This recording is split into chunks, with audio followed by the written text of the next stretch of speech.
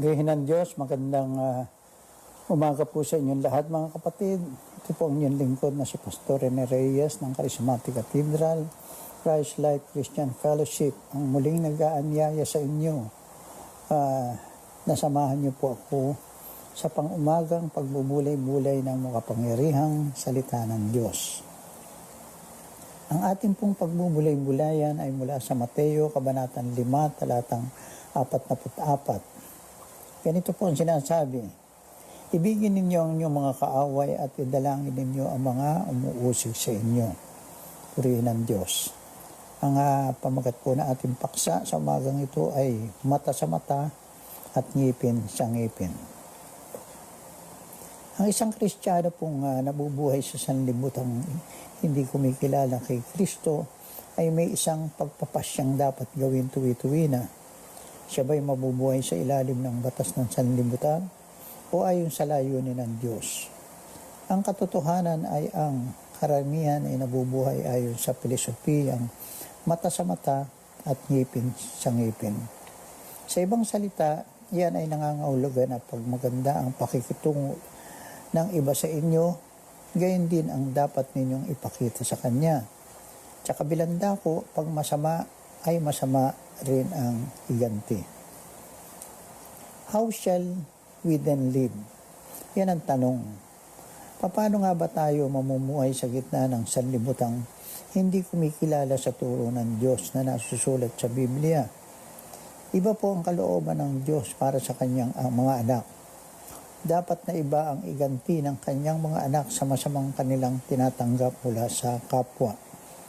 Ang pilosopiyang mata sa mata at ngipin sa ngipin ay kasintanda ng sangkatauhan at siya ng ginagawa ng tao simula pa ng pasimula.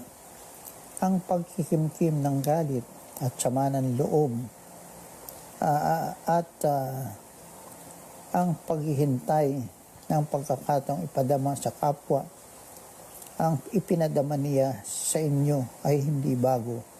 Ngunit itinuro po ni Jesus na dapat gantihan ng isang anak ng Diyos ang masama ng kabutihan, ang kasakiman ng kagandang loob, at ang puot ng pag-ibig.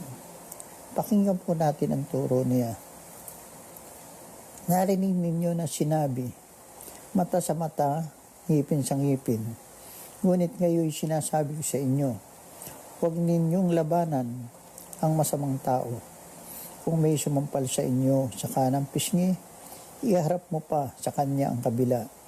Kung pagsakdal ka ninuman upang makuha ang iyong baro, ibigay mo sa kanya pati ang iyong balabal. Kung sapilitang ipapasan sa iyo ng manlulupig ang kanyang dala na 1 kilometro, pasanin mo ito ng 2 kilometro.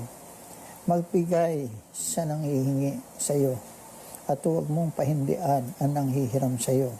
Mateo Kabanatang 5, talatang 38 hanggang 42.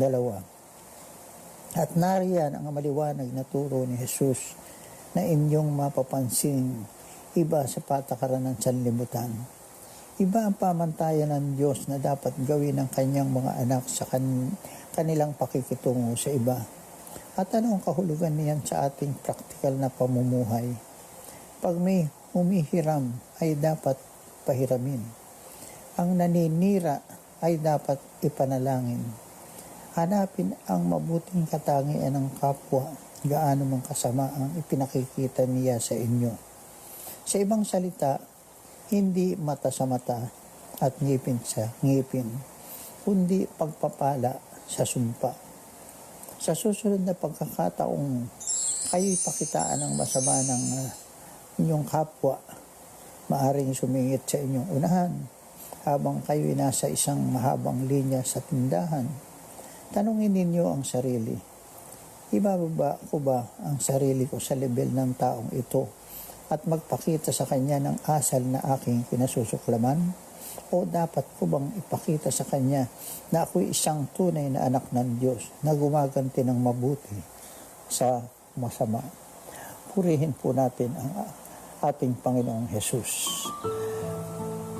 Patuloy po kayong pagpalain ng Panginoon At maraming salamat po muli sa inyong pakikisa sa pang-umagang pagbubulay-bulay ng makapangyarihang salita ng Diyos. Have a pleasant day.